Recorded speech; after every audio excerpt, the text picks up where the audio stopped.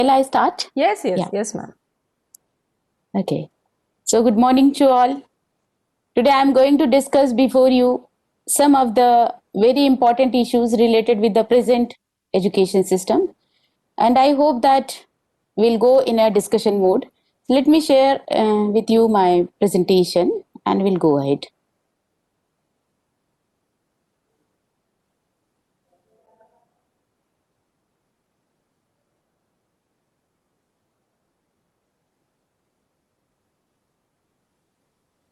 Is it visible? Yes, ma'am, it is visible. Okay. So let us start. Today I am going to discuss before you instructional objectives and learning outcome. Most of the time as a teacher we always believe that what these instructional objectives and learning outcome, how these two aspects are related, because I have gone through with the syllabus which you have to complete during this program. So most of the time there is a very emphasis is given on the instructional objective. So in a simple word I can say that we will discuss some ideas related with how to frame instructional objectives. What are the various methods through which we can accommodate learner in a different manner? So I always believe in discussing of ideas because ideas are the currency of success. So I hope that we'll togetherly discuss some ideas, and I just believe that our session will be, though it is a virtual session, still talking in front of a screen is always very painful. So we'll make our conversation in a more and more discussion mode. You'll have an opportunity to discuss the chat box. So I can check whatever the questions or queries you have, you can write it on the chat box. So let us start with that. If you look, today we are going to discuss certain issues which I want to brief before you. What are the different approaches of designing or a module? And specifically, what is teacher centered approach or student centered approach? The another very important approach is outcome based approach, which is nowadays very much in focus. Then some terms related with this outcome based approach, and these terms are related with the instructional objectives only.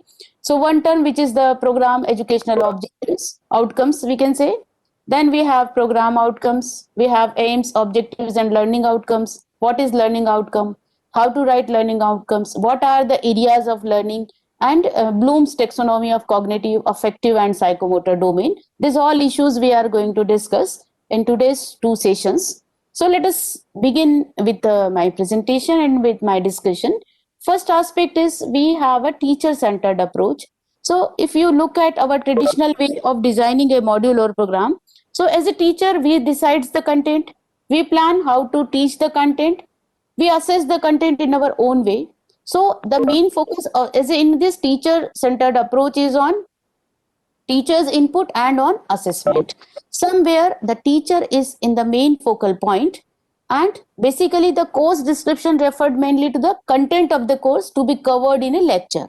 So एक शिक्षक के रूप में हम ये सोचते हैं कि हम बच्चों को क्या पढ़ाएं, कौन सा विषय पढ़ाएं, किस मैथडोलॉजी से पढ़ाएं, उसका इवेल्यूशन कैसे करें. तो इन सारी चीजों को यदि हम देखें तो जिसमें मेन फोकल पॉइंट होता है हमारा teacher is the focal point. Teacher is the whole was in the arena of this teaching learning process. So this is somehow we can say that teacher centered approach. Then how to move from a teacher centered approach to a student centric approach.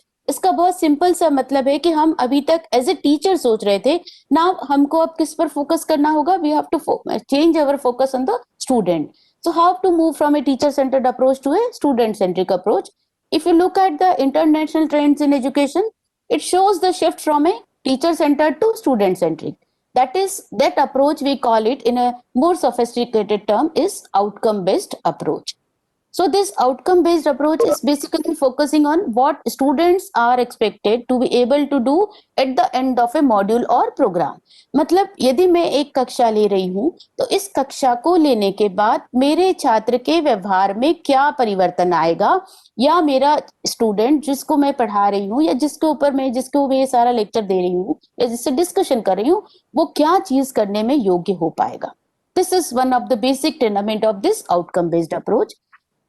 जो हम statement बोल रहे हैं कि मेरे छात्र के व्यवहार में ये परिवर्तन होगा या इस प्रकार की क्षमता का विकास होगा, ये सारा जो स्टेटमेंट है हमारा क्या कहलाता है? It is called intended learning outcome, that in a simple term I can say that learning outcome. So जब हम आउटकम बेस्ड अप्रोच की बात करते हैं, if you have look at the, तुमने नैक का जो आजकल जो नैक का जो एसएसआर जब भरते हैं या नैक का जो accreditation guidelines है, उसमें सबसे पहला क्वेश्चन होता है कि whether you have adopted outcome based approach in your curriculum or not. Another important question they asked whether you have adopted choice based credit system or not. So when they ask these two questions, so the base of these two questions is basically the our learning outcome. That means the expectation of the of a teacher from the student कि what type of behavior as a teacher I expect to be performed by student after learning from me. मतलब मुझसे पढ़ने के बाद मेरे student के व्यवहार में क्या परिवर्तन होना चाहिए. तो यही कोई सिंपल शब्दों को हम ये स्टेटमेंट को क्या कहते हैं? हम सिंपल कहते हैं लर्निंग आउटकम. दो यदि हम if I look at the moving from teacher centred approach to a student centric approach, so A is the model of a teacher centric approach in which we can say that a teacher feels that I'll tell you everything, whatever you need. You need to memorize the information. You will be required to reproduce the information. Then as a learner, what the learner says in this approach, I will listen and copy your notes. I'll memorize the information and I'll reproduce the information during the examination. So this is a traditional way where teacher decides the content, teacher decides the methodology, teachers decides the assessment methodology also. And the role of a student is to just to follow the instruction of the teacher, just to follow the whatever the methodology or content the teacher is giving to the learner, and only the assessment is whatever the content which a learner has learned has to memorize and reproduce during the examination. But if I look at the teacher moving from the teacher to the student centric approach, यदि मैं teacher से student centric approach की तरफ move करती हूँ, तो teacher feel that I need to know what you know. मतलब मुझे ये जानना जरूरी है कि आपको कितना पता है. I need to understand how you learn. मुझे ये भी जानना जरूरी है कि तुम कैसे सीखते हो, तुम किस प्रकार से सीखने को पसंद करते हो. Then if I know that कि how much you know और किस तरीके से तुम सीखते हो, तो what my role is, I'll help you to develop your own understanding. So here now see, look at the difference between these two approaches. In one approach, teacher only decides if the way I can teach, my preference will be the way I should like to teach, what content I want to teach, and the way I want to teach. This all is decided by the teacher. Now here the role of teacher drastically changes. Teacher feels that कि what my student knows, उसको कितना पता है, उसको किस प्रकार से उसकी वो सीखता है, उसकी अंडरस्टैंडिंग कैसे डेवलप होती है, और मैं उस अंडरस्टैंडिंग को इनहांस करने में कैसे उसकी हेल्प कर सकती हूँ. Here now what the role of student has to play, I will explain what I know. मतलब स्टूडेंट को ये बताना होगा कि मुझे कितना पता है. दूसरा, वो उसको बता सकेगा कि मुझे कैसे सीखना पसंद है, मैं कैसे सीख सकता हूँ. Then I will enter into a dialogue, I will talk to my teacher, एक टीचर से वो बात कर सकेगा. Then with you to improve my understanding. So ये दोनों अप्रोच का, this is a wonderful difference between this two approaches. One is teacher centric approach which I termed it as A approach, and B approach is the student centric approach. So as a teacher, what we assume that of course we have to move from a teacher centric approach to the student centric approach. So if I, a simple word I can say that it is not important what we teach, now it's important what you learn. मतलब मैं पढ़ा रही हूँ ये important नहीं है, तुम क्या सीख रहे हो ये ज्यादा important होता है. तो इसी अप्रोच को हम सिंपल टर्म में कहेंगे कि ये स्टूडेंट सेंट्रिक अप्रोच है. Now if you look at this student centric approach, basic meaning is that is the outcome based approach which I discussed in the initial stages. This outcome based approach can be traced back, आज नई नहीं है ये, 1960 से 1970 तक United states में इस approach को की शुरुआत हुई थी. And the person Robert megger in 1975 proposes the idea of writing very specific statement about observable outcome called the instructional objective. तो 1975 में ही रॉबर्ट मेगर ने सबसे पहले इंस्ट्रक्शनल ऑब्जेक्टिव्स को लिखने का टर्म कॉइन किया था. और ये इंस्ट्रक्शनल आउटकम क्या है? और ऑब्जेक्टिव्स क्या है, वही जो मैं आपसे बात कर रही हूँ कि ऑब्जर्वेबल आउटकम्स ही हैं. So using these instructional objectives and performance outcome, he attempted to define the type of learning that will occur at the conclusion of instruction. मतलब बहुत सिंपल शब्दों में यदि आपसे कहूँ कि मेरे सिखाने के बाद मेरे छात्र के व्यवहार में क्या परिवर्तन होगा. मतलब what I expect as a teacher, the modification of behavior in my learner. So that means this learning outcome is basically expected the type of learning that would occur at the conclusion or end of the instruction and how that learning would be assessed, और मैं उसको किस प्रकार से assess करूं. Now look at the two important aspect of this approach is, one is what I expect from learner to learn, then how I'll assess whether my student has learned it or not.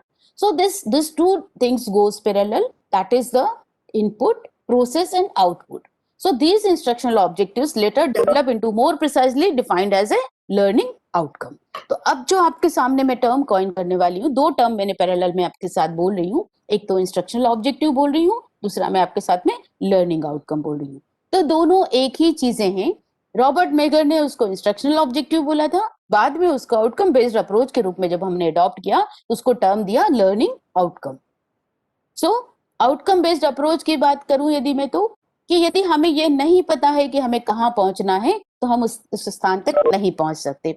बहुत simple सी बात है कि यदि मैं आज अपना lecture ले रही हूँ और मुझे नहीं पता कि मेरे स्टूडेंट को मुझसे क्या सीखना है, then my lecture doesn't have any meaning, it is a futile exercise. So इसीलिए ये बहुत जरूरी है कि हमें ये पता हो कि हमें अपने लर्नर को किस किस पॉइंट तक पहुंचाना है, और उस पॉइंट तक पहुंचाने के लिए, उस लर्निंग को डेवलप करने के लिए हम कौन सी मेथोडोलॉजी अडॉप्ट करेंगे, हम किस प्रकार से हमारे लर्नर को उस एरिया तक पहुंचाएंगे. Now if I talk about the outcome based education की, बहुत शॉर्ट में आपसे साथ डिस्कस करना चाहूंगी क्योंकि इंस्ट्रक्शनल ऑब्जेक्टिव्स को समझने के पहले इस आउटकम बेस्ड अप्रोच को समझना बहुत जरूरी है. तो outcome based education starts with a clear statement on what knowledge, skills and attitude the student will be able to demonstrate as having acquired on successful completion of a program of study. बहुत simple सी बात है कि यदि मैं कहती हूँ कि मेरे लर्नर ने बीए की डिग्री अचीव की है या मेरा लर्नर के पास में बीए की डिग्री है, तो बीए की डिग्री के अंदर उसके अंदर कौन सा नॉलेज, उसके अंदर किस प्रकार का नॉलेज है, उसमें कौन टाइप की स्किल्स का डेवलपमेंट होगा और किस प्रकार का उसका एटीट्यूड होगा, किस प्रकार का उसके वैल्यू सिस्टम होंगे, ये सारी चीजें मुझे इंटेंशनली पता होना चाहिए. तभी मैं एक सक्सेसफुल प्रोग्राम को डिजाइन कर पाऊंगी और तभी मैं अपने लर्नर को सक्सेसफुल तरीके से पढ़ा पाऊंगी. So simple meaning of this OBE is that what kind of knowledge, skills and attitude the student will be able to demonstrate. So it is very simple aspect related with the OBE. I request to all the participants, please do not unmute and mute every time yourself. Keep yourself in a muted state. If anybody wants to talk to me, they can send the message in a chat box. I can see your messages nicely. Second aspect is, these are the stated as program specific outcome that we call PSOs. तो यदि मुझे ये पता है कि मेरे learner के behaviour में क्या नॉलेज वो गेन करेगा, कौन से स्किल्स गेन करेगा, कौन कौन से एटीट्यूडनल चेंजेस उसमें आएंगे, इसका मतलब है कि ये मुझे लर्निंग आउटकम्स पहले से डिजाइन करना होंगे और ये लर्निंग आउटकम रिलेटेड होंगे मेरे कोर्स के ऊपर, जैसे बीए का प्रोग्राम, एमए का प्रोग्राम. इसके अलावा एमए प्रोग्राम में मान लो, टेक एन एग्जांपल ऑफ ये सिंपल एमए हिंदी का प्रोग्राम है, तो एमए हिंदी के प्रोग्राम में वेराइटी ऑफ सब्जेक्ट्स होंगे. History of Indian Hindi literature होगी, पोइट्रीज होंगी, प्रोजेस होंगे, ये सब चीजें उसमें होंगी और अलग अलग सब्जेक्ट्स टुगेदरली मिलकर के एक प्रोग्राम बनाएंगे. तो हर सब्जेक्ट से कौन कौन सी चीज मेरा लर्नर सीखेगा और टुगेदरली उसमें कौन सा नॉलेज डेवलप होगा, किस प्रकार की स्किल्स डेवलप होंगी, उसमें किस प्रकार के एटीट्यूड डेवलप होगा. So these all are the stated as program specific outcomes and course learning outcome that we call PSOs and LO or CO and are related with the, ये जो दोनों learning outcome या course outcome सब मिलकर के क्या बनाएंगे, programme specific outcome बनाएंगे. और ये प्रोग्राम स्पेसिफिक आउटकम अलग अलग प्रोग्राम्स के अलग अलग होंगे. ये टुगेदरली हमारे प्रोग्राम एजुकेशनल ऑब्जेक्टिव आउटकम से रिलेटेड होंगे और ये लिंक्ड होंगे किसी भी इंस्टीट्यूट के विजन मिशन से लिंक्ड होंगे। तो बहुत सिंपल सी टर्म है, यदि हम इसको बहुत ओबीई फ्रेमवर्क को बहुत सिंपल भाषा में समझने की कोशिश करें तो आपको सभी को पता होगा, आप जो भी एजुकेशनल इंस्टीट्यूशन में काम कर रहे हैं तो आपके इंस्टीट्यूशन का कोई ना कोई विजन होगा, कोई मिशन होगा, और उस विजन और मिशन को फुलफिल करने के लिए आपके पास वेरियस टाइप्स ऑफ प्रोग्राम्स आप चला रहे होंगे। जैसे बैचलर ऑफ इंजीनियरिंग का प्रोग्राम चला रहे होंगे, या बैचलर ऑफ साइंस का प्रोग्राम चला रहे होंगे, बैचलर ऑफ आर्ट्स का प्रोग्राम चला रहे होंगे, बैचलर ऑफ कॉमर्स का प्रोग्राम चला रहे होंगे, मास्टर ऑफ कॉमर्स का प्रोग्राम चला रहे होंगे। तो जितने तरह के कोर्सेस आप चला रहे हैं वो सब ओबीई की भाषा में प्रोग्राम कहलाते हैं। और उन प्रोग्राम के अंदर, उसी प्रोग्राम के अंदर हमारे साथ में अलग अलग कोर्सेज होते हैं, तो वो कोर्सेज के जो आउटकम्स होंगे वो कोर्स आउटकम कहलाते हैं। नाउ यदि मैं आउटकम बेस्ड एजुकेशन की बात करूं तो ये 4 बेसिक पैरामीटर को टच करता है कि what do we want the students to have और बी एबल टू डू, मतलब हम क्या चाहते हैं कि हमारे बच्चे हमसे क्या सीखें। फिर दैट मीन्स व्हाट मतलब कौन सा कंटेंट, क्या एक्चुअली, हाउ मतलब how they will learn, how I can help student to best achieve it, मैं अपने स्टूडेंट को किस प्रकार से अच्छा सिखाऊं। दूसरा, मैं कैसे ये जानूं, how should I know that whether my student has actually achieved it और नॉट, मतलब वाकई में मेरे बच्चों ने मुझसे सीखा है कि नहीं, that is assessment. Then fourth one is how do we close the loop for further improvement, मतलब कैसे अपने आप को मैं इंप्रूव करूं। तो यदि मैं इसको शिक्षा की भाषा में आपसे बात करूं, टीचिंग लर्निंग की भाषा में बात करूं, तो मेरी पहला एस्पेक्ट होगा कि input, that is my planning, कि मेरे लर्नर मुझसे क्या सीखें। तो प्लानिंग का मतलब होता है मैं अपना कंटेंट कौन सा पढ़ाऊं। फिर मेथोडोलॉजी, जिससे मेरे लर्नर बेस्ट तरीके से कैसे सीख पाए, तो teaching technique, that we call process. Then input, process and output, that is the assessment. Assessment means हमारा इवेल्यूशन, और उसके बाद इवेल्यूशन होने के बाद हमको स्टूडेंट से रिजल्ट के बेसिस पर फीडबैक मिलता है। तो जब हमको फीडबैक मिलता है इसका मतलब क्या हुआ, हमारा लूप कंप्लीट होता है कि हमने सबसे पहले अपना कंटेंट ऑर्गेनाइज किया, हमने सोचा कि हमारा, हम यदि ये चीज पढ़ा रहे हैं तो हमारे लर्नर के व्यवहार में इस प्रकार से परिवर्तन हो सकेगा, हो जाएगा, और उस परिवर्तन को अचीव करने के लिए मुझे किस प्रकार से उनको पढ़ाना है, क्या प्रोसेस, कौन कौन सी टीचिंग टेक्निक्स अडॉप्ट करना है, कौन सा मटेरियल लेना है, प्लस उसके साथ साथ मेरे को अपने उनको असेस कैसे करना है जिससे मुझे समझ में आए कि वाकई में उन्होंने जो मैंने उनको पढ़ाया वो उनको समझ में आया कि नहीं आया। फिर यदि ये पूरी साइकिल होती है, साइक्लिक प्रोसेस है कि further how do I close the loop, मतलब continuous quality improvement, we call it CQI। Now you look at the complete loop which I was discussing with you. सबसे पहले यदि मैं बात करूं तो let us see that stake holders, mission and vision, ये institutional level के ऊपर की बात है कि हर इंस्टीट्यूट का, लाइक बैचलर ऑफ इंजीनियरिंग का कोर्स चला रहे हैं, या कोई इंजीनियरिंग कॉलेज है, या कोई यूनिवर्सिटी है, हर जगह का, हर एजुकेशनल इंस्टीट्यूशन का कोई ना कोई vision, vision means future goal, और उसी गोल को अचीव करने के लिए उसका कोई ना कोई मिशन होता है। और इस विजन और मिशन को लिंक करके ही वो अपने प्रोग्राम्स चलाते हैं, वो अलग अलग प्रोग्राम्स को चलाते हैं, वो अलग अलग प्रोग्राम मिल करके लर्नर के अंदर इन सारे प्रोग्राम्स को पढ़ने के बाद, सीखने के बाद 2-3 साल में उसमें कौन कौन सी क्वालिटी वो वर्क प्लेस पर बता सकेगा, that is basically programme educational objectives हैं। उसके बाद आता है प्रोग्राम आउटकम्स। प्रोग्राम आउटकम्स मतलब जो आप अलग अलग प्रकार के प्रोग्राम्स चला रहे हो, MA चला रहे हो, BA चला रहे हो, BSc चला रहे हो, बैचलर ऑफ इंजीनियरिंग का कोर्स आपके यहाँ चल रहा है, आप बैचलर ऑफ इंजीनियरिंग में पढ़ा रहे हो, आप बैचलर ऑफ कॉस्मेटिक टेक्नोलॉजी में, मतलब whatever programme you are running, उसके क्या बेसिकली उसके क्या लर्निंग प्रोग्राम आउटकम्स हैं, और वो उस प्रोग्राम के अंदर बहुत सारे अलग अलग विषय होंगे, तो विषय को हम बोलते हैं सब्जेक्ट्स। उन सारे सब्जेक्ट्स के भी हर एक सब्जेक्ट में कई यूनिट्स होंगी, तो यूनिट वाइज हम उसके लर्निंग आउटकम डिजाइन कर रहे हैं। और जब हम किसी को लर्निंग आउटकम करा, analysis, assessment, complete quality insurance इसमें होता है कि CQI, क्वालिटी इंप्रूवमेंट।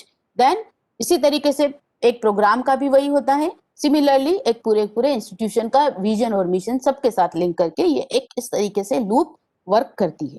तो इस सारे लूप का बेस कहाँ आता है, सारे लूप का बेस आता है learning outcome of a subject and programme outcome. जब तक ये सही नहीं हो पाएगा तब तक हमारे प्रोग्राम को रन करने का कोई भी मीनिंग नहीं होगा। So in a simple term, I can say that the basic base is learning outcome, then it goes to the program specific outcome, then it goes to the program educational outcomes, then program educational outcomes or objectives goes to the vision and linked to the vision of an institute. So this is a complete cycle of outcome based education. Now यदि मैं programme educational objectives जो आपको term मैंने बताया था, late us go ahead. This is the top पर जो हमारे पास है प्रोग्राम एजुकेशनल ऑब्जेक्टिव. इस प्रोग्राम एजुकेशनल ऑब्जेक्टिव का मीनिंग होता है कि 3 ईयर या उससे ज्यादा after completion of graduation what expected achievements of graduate in their career will show. That means कि हमको मालूम पड़ेगा कि these all are the long term goal. यदि मेरे स्टूडेंट ने बीए किया है तो बीए करने के बाद उसमें कौन कौन सी क्वालिटीज में बीए प्रोग्राम के थ्रू डेवलप कर पाए और वो क्वालिटीज वो अपने एम्प्लॉयर के सामने शो कर पाएगा. तो इसके बारे में वो कर पा रहा है कि नहीं, बता पा रहा है कि नहीं, कर उसके अंदर वो क्वालिटीज डेवलप हुई कि नहीं हुई, ये कौन बताएगा हमको? हमको अपने एलुमनीज बताएंगे, हमको अपने एम्प्लॉयर्स बताएंगे. तो programme educational objective is basically concern with the after graduation 2 or 3 years after graduation, what qualities actually the program could develop amongst the learner. So, जैसे एक सिंपल सा यदि मैं आपके सामने एक एग्जाम्पल कोट करना चाहूंगी, to develop competent teachers and professionals to support primary education sector. यदि मेरा एक ये उद्देश्य है कि मुझे कॉम्पिटेंट टीचर्स डेवलप करना है जो कि आगे जाकर के primary education sector of my nation they will support, तो इसका मतलब क्या हुआ? मुझे इस तरीके का प्रोग्राम बनाना पड़ेगा जिसमें मैं उसके अंदर वो अपने प्राइमरी टीचर की प्रोफेशनल क्वालिटीज में उसमें डेवलप करवा पाऊं. अब सिंपल सी बात है, उसको प्राइमरी एजुकेशन सेक्टर क्या है, किस तरीके की चाइल्ड साइकोलॉजी है, किस तरीके का उनका बिहेवियर है, ये सारी बातें मुझे सिखाना पड़ेगी. तो जब मैंने अपना इस तरीके का कोर्स डिजाइन किया है और मैंने किसी स्टूडेंट को प्राइमरी टीचर एजुकेशन की डिप्लोमा इन टीचर एजुकेशन की डिग्री दी है, तो क्या वाकई में उसमें वो क्वालिटी डेवलप हुई है कि नहीं, ये कौन बताएगा? ये मुझे बताएगा उसका एम्प्लॉयर, या बाद में वो खुद भी बता पाएगा या अलुमनीज बताएंगे कि वाकई में हम जो प्रोग्राम अपने इंस्टीट्यूट में चला रहे हैं वो वर्दी है कि नहीं है. तो यदि हम सिंपल सी इसी तो पहली जो मैंने आपके साथ डिस्कशन किया that was related with the program educational objectives that has to be completed after graduation, 2-3 years after graduation. Then we are discussing about the program specific outcomes. These are the short term goals at the point of graduation या post graduation करने के बाद student में कौन कौन सी expected abilities develop होंगी और वो क्या जान पाएगा, वो क्या चीजें परफॉर्म कर पाएगा. So first is ability to acquire and apply fundamental principles of subject, मतलब उसको सब्जेक्ट का नॉलेज होना चाहिए. दूसरा कैपेबिलिटीज टू कम्युनिकेट इफेक्टिवली, उसके अंदर अच्छी लैंग्वेज की स्किल्स डेवलप होना चाहिए, वो अपनी बात दूसरे के सामने रख सकने योग्य होना चाहिए. वो एथिकल प्रिंसिपल्स और professional ethics, social and ethical concern उसकी होना चाहिए, उसमें वैल्यू सिस्टम भी होना चाहिए, उसको समाज से कंसर्न भी होना चाहिए. दूसरा इंपॉर्टेंट है कि उसके अंदर टेक्निकल कॉम्पिटेंसी भी होना चाहिए, जो उसकी स्पेशलाइज एरिया ऑफ डिसिप्लिन है उसके रिलेटेड स्किल्स भी उसमें होना चाहिए. He should be able to identify and formulate problem, समस्याओं को पहचान सके, उसका सॉल्यूशन खोज सके और एक सिस्टमेटिक अप्रोच उसके अंदर हो. दैट मीन्स उसमें रिसर्च की कैपेबिलिटीज भी हम एक्सपेक्ट करते हैं. Then ability to conduct investigation and research on current issues and problem in a chosen field of society. That means बहुत सिंपल सी बात है कि यदि मेरे पास हायर डिग्री है, यदि मैं हाईली एजुकेटेड हूँ, पोस्ट ग्रेजुएट हूँ, ग्रेजुएट हूँ, तो सोसाइटी मुझसे कुछ न कुछ एक्सपेक्ट करती है.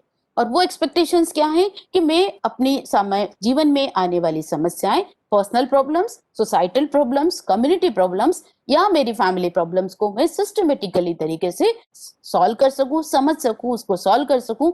और नई नई चीजें में मेरे जॉब में भी यदि मेरे सामने कोई प्रॉब्लम आती है तो मैं उस समस्या को भी सुलझा सकूं. कब सुलझा पाऊंगा? जब तक मेरे में सीखने की क्षमता का विकास नहीं होगा. तो I believe that a learner should be a life long learner. तो ये लाइफ लॉन्ग लर्निंग की एबिलिटीज को भी डेवलप करना हमारे प्रोग्राम का एक उद्देश्य होना चाहिए. So let us come to the third tier, that is the most important tier, is the aims, objectives and learning outcomes. क्या होते हैं? तो एम ऑफ ए मॉड्यूल और programme is a broad statement of teaching intention. written from the teacher's point of view. अब देखिए terms का फर्क समझ लीजिए आप. एम्स का शब्द एम है, एम मतलब उद्देश्य. तो उद्देश्य का सिंपल सा मतलब होता है कि after certain point of time as a teachers point of view मैं ये सोचती हूँ कि मेरे लर्नर का, मेरे टीचिंग का इंटेंशन क्या है.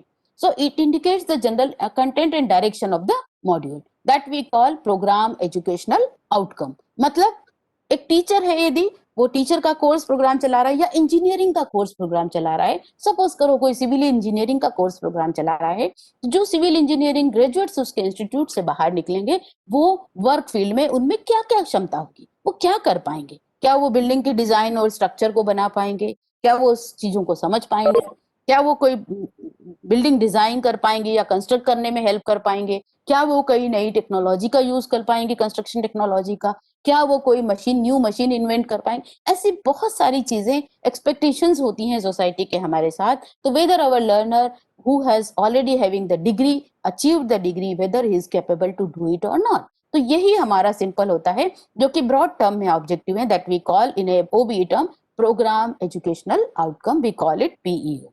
So the objective of a module or a program indicates one of the specific area that the teacher intends to cover in a block of learning. उसके बाद आता है प्रोग्राम एजुकेशनल ऑब्जेक्टिव के बाद आता है प्रोग्राम स्पेसिफिक आउटकम्स. जो programme specific outcome मतलब एमए का प्रोग्राम है, बीए का प्रोग्राम है, बैचलर ऑफ साइंस का प्रोग्राम है. तो कलेक्टिवली ये बैचलर ऑफ साइंस प्रोग्राम से क्या क्या क्वालिटी, नॉलेज, स्किल और एटीट्यूड मेरे लर्नर में डेवलप हो सकेगा, इसके बारे में बात करता है programme specific outcome. So simple example आपके सामने देना चाहूंगी मैं कि programme specific outcome, student would understand the impact of lifestyle on both local and global environment. तो ये एक सिंपल सा हमारे सामने है कि मेरे छात्र, उनकी जो जीवन शैली है उसका इम्पैक्ट उनके लोकल जीवन पर क्या हो रहा है और ग्लोबली उसका क्या इम्पैक्ट होगा, इसके बारे में उनके अंदर समझ का विकास होगा. दैट मीन्स उनमें इस तरीके की अंडरस्टैंडिंग डेवलप करने का मेरा प्रोग्राम है. Now let us go again. So अब लास्ट जो मैं आपसे डिस्कस करना चाहती हूँ, that is the most important, कि कोर्स और learning outcome. As a teacher आपको सबसे ज्यादा इस चीज की जरूरत होती है. आपको दो बेसिक चीजों की को समझने की बहुत ज्यादा जरूरत है, क्योंकि यही बेस है आपके किसी भी एजुकेशनल प्रोग्राम को सफल बनाने के लिए. सो लर्निंग आउटकम बेसिकली और कोर्स आउटकम जिसके बारे में मैं आपसे बात कर रही हूँ, जो भी विषय आप पढ़ा रहे हैं उस विषय से संबंधित होता है. जैसे सपोज करो मैं बैचलर ऑफ साइंस की टीचर हूँ और मैं बीएससी सेकंड ईयर को केमिस्ट्री पढ़ा रही हूँ, या मैं बीएससी फर्स्ट ईयर में केमिस्ट्री पढ़ा रही हूँ, ऑर्गेनिक केमिस्ट्री पढ़ा रही हूँ, फिजिकल केमिस्ट्री पढ़ा रही हूँ, जो भी विषय में पढ़ा रही हूँ. तो उस विषय के ऑब्जेक्टिव्स क्या होंगे, that we call learning outcome या कोर्स आउटकम जिसको हम बोलते हैं.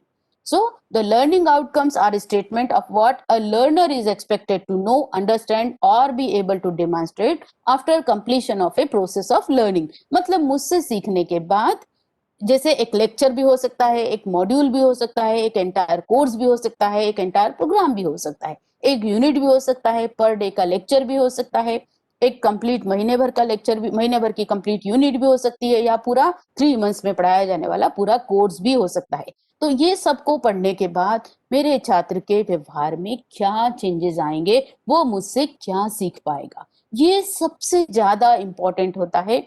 क्योंकि जब तक आप ये चीज नहीं समझेंगे, तब तक आपके पढ़ाने का कोई मतलब नहीं होगा. That means what is my intention, why should I teach, that is a basic question which every teacher has to keep in mind, कि मैं ये जो विषय पढ़ा रहा हूँ या मैं जो आज ये यूनिट पढ़ा रहा हूँ, इस यूनिट को पढ़ाने के बाद मेरे छात्र में कौन सी क्षमता का विकास होगा, और वो क्षमता उसकी जो विकसित हो रही है उसका उसकी डे टू डे लाइफ में उसकी क्या यूटिलिटी होगी, या वो किस तरीके से उसको यूज कर पाएगा.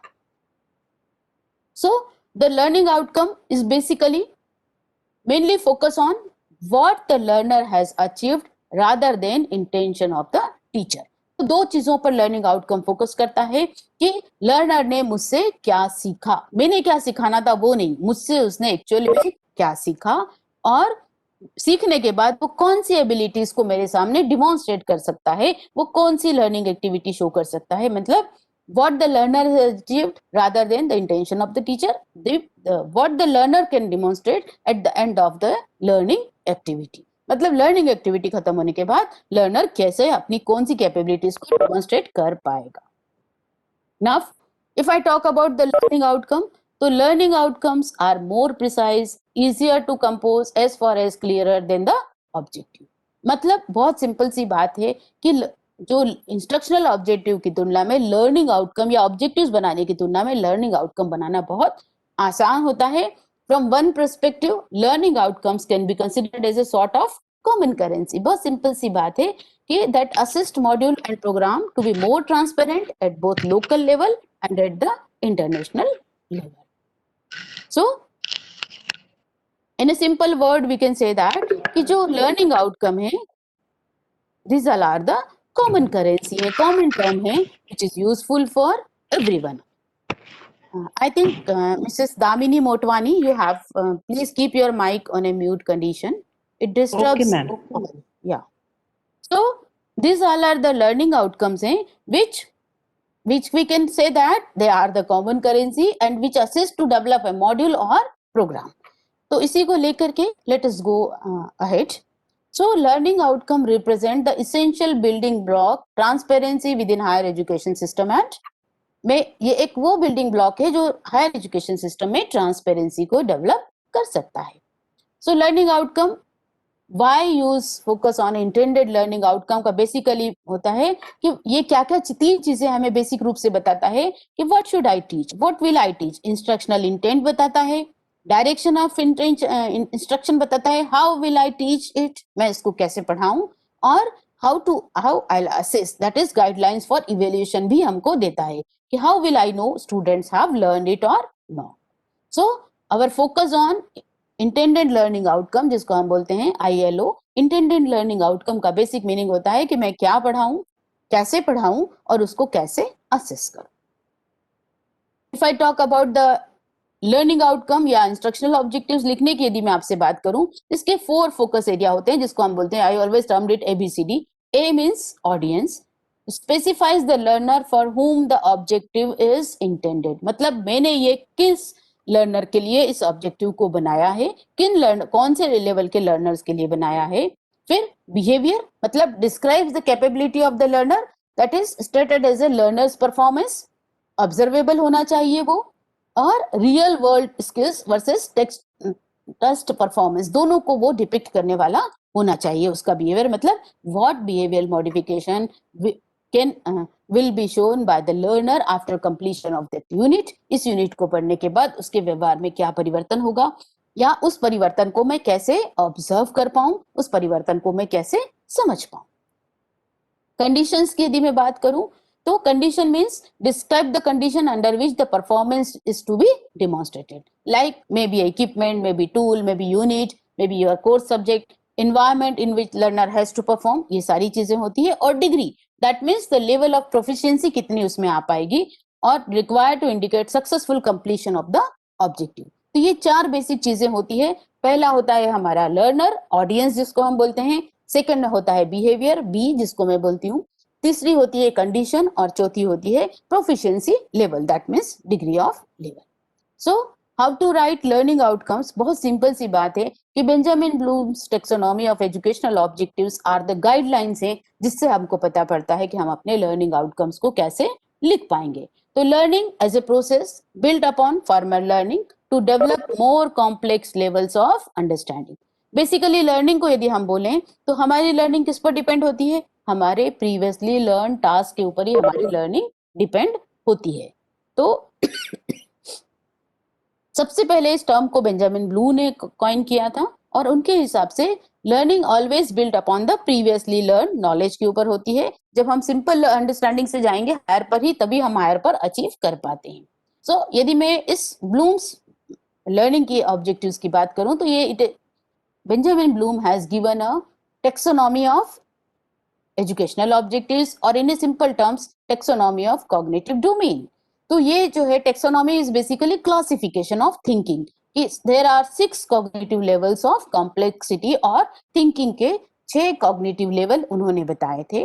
और वो जो 6 कॉग्निटिव लेवल है, let us discuss one by one कि वो कौन कौन से उन्होंने 6 लेवल हमें बताए थे. सो यदि मैं देखूं तो आज दिस एरियाज ऑफ लर्निंग से रिलेटेड हैं ये, और इनके aspects of growth through curricular input, मतलब प्यूपिल ग्रोथ कैसे होती है, करिकुलर प्रोग्राम के थ्रू लोगों की ग्रोथ कैसे होती है. तो ये इसमें हम बेसिकली यदि आपको इसको सिंपल शब्दों में आपसे मैं डिस्कस करूं तो we have 3 domains in our human understanding. One is called cognitive domain, second one is called affective domain, and third one is called psychomotor domain. Let us understand what this cognitive domain is. Cognitive domain मतलब हम जिस प्रकार से सोचते हैं, जो हम सीख रहे हैं, ये सब क्या है? डे टू डे सोचना, सीखना, ये सब क्या है हमारा? ये कॉग्निटिव डोमेन से रिलेटेड एस्पेक्ट है. अफेक्टिव डोमेन मतलब हमारा वैल्यू, हमारी लाइकिंग, डिसलाइकिंग, ये सब रिलेटेड होती है हमारे अफेक्टिव डोमेन से.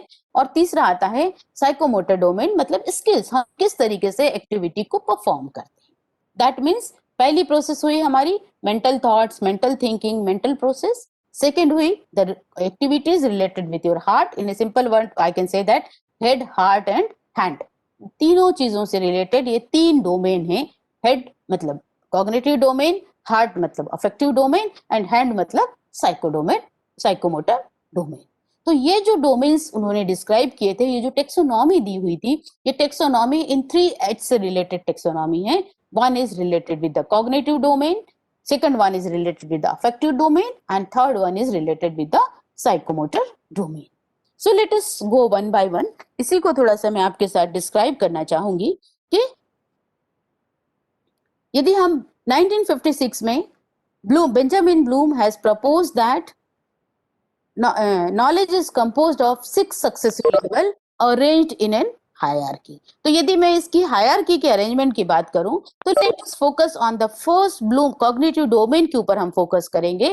तो सबसे पहला जो इसका लोअर मोस्ट लेवल है दैट इज कॉल्ड नॉलेज. तो ये जो मैंने आपके सामने एक पिरामिड टाइप स्ट्रक्चर में शो कर रही हूं मैं आपके सामने. So this is the structure where this activity that is the organ which is mainly responsible for this cognitive domain is our brain. And how this brain develops, how this brain understands the complex concepts. So सबसे पहला aspect आता है, इसका level आता है knowledge. Second level होता है comprehension या अंडरस्टैंडिंग. तीसरा लेवल है इसका एप्लीकेशन. चौथा लेवल है इसका एनालिसिस. फिफ्थ लेवल उन्होंने कॉइन किया था that is synthesis. And six level coin किया था that we call it evaluation. So we have this all are the 6 levels. सबसे लोअर मोस्ट लेवल यदि मैं बात करूं तो नॉलेज या रिमेंबरिंग. सेकेंड लेवल है कंप्रीहेंशन या अंडरस्टैंडिंग. थर्ड लेवल है एप्लीकेशन. फोर्थ लेवल है एनालिसिस. फिफ्थ लेवल है synthesis. And six level we call it evaluation. सो यदि हम इस टेक्सोनॉमी को थिंकिंग के हिसाब से डेवलप करें तो नॉलेज रिटेंशन, नॉलेज सबसे लोअर मोस्ट लेवल क्या है? लोअर ऑर्डर थिंकिंग की यदि हम बात करें कि how thinking skills are associated with the Bloom's taxonomy of thinking. So सबसे पहले आता है knowledge and comprehension. These all are the lower order thinking skills हैं जिसमें हम सिंपल सा कहें कि नॉलेज मतलब रिकॉल और कंप्रीहेंशन मतलब अंडरस्टैंडिंग. तो इसको मैं इसके बाद सेकेंड लेवल आता है. सेकेंड जो है मिडिल ऑर्डर का, जिसको मैं बात करूं आपसे, तो एप्लीकेशन एंड एनालिसिस. एप्लीकेशन मतलब using knowledge in new situation, और analysis means breaking things down, और we can say that critical thinking से रिलेटेड होता है. उसके बाद आता है हायर ऑर्डर की यदि मैं बात करूं तो सिंथेसिस और इवेल्यूशन. सिंथेसिस मतलब putting things together in a creative thinking manner, and evaluation मतलब सिंपल टर्म्स में we can say that it is judgement. So ये जो है lower order thinking skills that is related with the knowledge, comprehension. Then higher order में यदि आती है तो सिंथेसिस एंड इवेल्यूशन, और मीडियम ऑर्डर में आता है application and analysis. So original यदि हम ब्लूम के वर्क की बात करें तो जो ओरिजिनल रूप में ब्लूम ने उसको नाउन फॉर्म में दिया था that is called knowledge, comprehension, application, analysis, synthesis and evaluation. This is the work which is actually proposed by Bloom in the form of a noun. Later on this Bloom's taxonomy was revised and certain modifications has been taken place. तो इन सब जो modification किए तो noun से इसको convert किया गया verb के फॉर्म में. तो नॉलेज की जगह इसके लिए टर्म यूज किया गया रिमेंबरिंग. कंप्रीहेंशन की जगह वर्ड यूज किया गया वर्ब फॉर्म में अंडरस्टैंडिंग. एप्लीकेशन को लिया अप्लाइंग. एनालिसिस को लिया एनालाइजिंग. सिंथेसिस की जगह उन्होंने इवेल्यूशन को रखा तो फिफ्थ लेवल के ऊपर डाला इवेल्युएटिंग, और सिंथेसिस टर्म को बदल करके किया क्रिएटिंग. मतलब creating means the creating new thing or some involvement of the more advanced level of thinking, that is the creativity. So evaluation and creating, synthesis को कन्वर्ट किया क्रिएटिविटी में, creating में, और इवेल्युएशन को 6 ऑर्डर से 5th order पर लाया गया। तो ये एक्चुअली ब्लूम्स टैक्सोनॉमी का मॉडिफाइड फॉर्म है, जिसको रिवाइज्ड वर्जन है, जिसको हम आजकल आउटकम बेस्ड एजुकेशन में लर्निंग आउटकम फ्रेम करते समय यूज करते हैं। So let us take one example कि ये कैसे ब्लूम की टैक्सोनॉमी वर्क करती है, हमारी थिंकिंग प्रोसेस किस प्रकार से वर्क करती है। एक सिंपल सा example which I always use and like to quote before the people, that एक छोटा सा एग्जांपल हम आपके सामने, जो कि मैं हमेशा, because I am a teacher educator and I always believe that we should take example from our day to day life. So everybody is well aware about a 6 months old baby. 6 महीने छोटा एक बच्चा है और माँ उसको take how this learning takes place और how thinking takes place, let us understand this, क्योंकि हमको कॉग्निटिव डोमेन समझने के लिए बहुत जरूरी होगा। एक 6 महीने का छोटा बेबी है और माँ उसको हर रोज फैन, घूमते हुए ऑब्जेक्ट को उंगली दिखा करके फैन बोलती है। ये आप सभी लोगों ने एक्सपीरियंस किया होगा कि माँ हर रोज बेबी को फैन दिखाती है। अगली बार बेबी थोड़ा सा बड़ा होता है और जब भी कोई घूमती हुई चीज आती है, the child coins the term fan. एक फिरकी भी यदि बच्चे के सामने आती है तो वो बोलता है फैन। तो इसका मतलब क्या हुआ? पहला था फैन, उसने एक एट्रीब्यूट को समझा फैन के, घूमने वाला है, इसका मतलब क्या है? वो फैन है। तो अब लेवल कहाँ हुआ? पहली चीज हुई कि घूमने वाली चीज का रिमेम्बरिंग हुआ कि घूमने वाली चीज मतलब फैन हुआ। उसके बाद फैन घूमना घूमना है, उसके साथ उसने अंडरस्टैंड किया। तो सेकंड स्थिति आई कि जो कोई भी घूमती हुई चीज को चाइल्ड क्या समझता है? फैन बोलता है। That means he is at the level of lower level and remembering and understanding. उसके बाद बेबी थोड़ा सा ग्रो होता है, जब भी उसको गर्मी लगती है वो रो करके फैन की तरफ उंगली करता है। What does it indicates? कि वो किस लेवल पर आया है? वो मिडिल लेवल ऑफ थिंकिंग के ऊपर आ गया है। उसको ये समझ में आ गया है, एक एट्रीब्यूट उसका क्लियर हो गया है कि हवा, घूमने वाली चीज से हवा होती है and it gives me comfort. तो वो एप्लीकेशन के एस्पेक्ट पे आता है कि वो अप्लाइंग के लिए स्टेज में आ जाता है और वो जो सीखा हुआ फैन का ऑब्जेक्ट है वो उसकी तरफ उंगली करके बताता है कि आप इसको चालू करो। That means is at the level of application. Then baby थोड़ा सा और क्रॉल करने लगता है, थोड़ा और बड़ा हो जाता है। अब जब भी उसको गर्मी लगती है वो कूलर के सामने जाके बैठ जाता है। what this difference occurs? क्यों ऐसा डिफरेंस आया? of course the child reaches at the level of analysis. उसके सामने दोनों चीजें आ गई, दो ऑब्जेक्ट एप्लीकेशन आ गई उसके पास, एक फैन है और एक कूलर है। he analyzes कि which gives me more comfort? of course this cooler gives me more comfort. तो वो एनालिसिस करके, और जब भी वो हमेशा गर्मी लगती है, अब बेबी और बड़ा होता है, जब भी गर्मी लगती है वो हमेशा क्या करता है? कूलर के सामने चला जाता है, क्रॉल करके कूलर के सामने चला जाता है। That means he has reached at the stage of higher और higher level, that is evolution की स्टेज पे आ गया है। और अब उसकी एक चॉइस बन गई है और वो इवोल्यूशन और क्रिएटिव स्टेज के अंदर आ गया है। दैट मीन्स इसी तरीके से हमारी थिंकिंग की प्रोसेस लगती है। Let us use this in our day to day teaching learning process. कि हम जनरली हायर एजुकेशन में क्या करते हैं? हम बच्चों को पूछते हैं, कोई डेफिनेशन पढ़ाते हैं और एग्जाम में पूछते हैं कि write the definition of this particular definition या describe the particular definition. what does it means? Which type of which level you are achieving? You are achieving only the level of remembering and understanding. So this is the lower most level है, जिसमें हम ये कह रहे हैं कि आप examples coat करें या आप कोई डेफिनेशन को एक्सप्लेन करें या कोई थ्योरी को एक्सप्लेन करें, तो आपका लेवल क्या होगा? बहुत सिंपल सी बात है कि आप एप्लीकेशन लेवल नहीं पहुंच पा रहे हैं। जब आप ये कहते हैं कि आप कुछ थ्योरी को समझ करके कोई प्रैक्टिकल एग्जांपल्स बताइए, थ्योरी का यूज बताइए, तो ये सब भी क्या होगा? तब आप मिडिल लेवल पर पहुंच पाते हैं। बट जब आप किसी दो थ्योरीज को कंपेयर करने की बात करते हैं, उनके एट्रीब्यूट्स को बीच में तुलना करने की बात करते हैं, तो आप थोड़ा सा हायर लेवल पर अपने लर्नर्स को पहुंचाने की कोशिश करते हैं। So let us go ahead further कि इस ब्लूम्स टैक्सोनॉमी को के बेस के ऊपर पे हम किस प्रकार से अपने इंस्ट्रक्शनल ऑब्जेक्टिव्स डिजाइन कर सकते हैं। सो as I described you, there are the 6 levels: remembering, understanding, applying, analyzing, evaluating and creating. Let us understand one by one. First level is the remembering.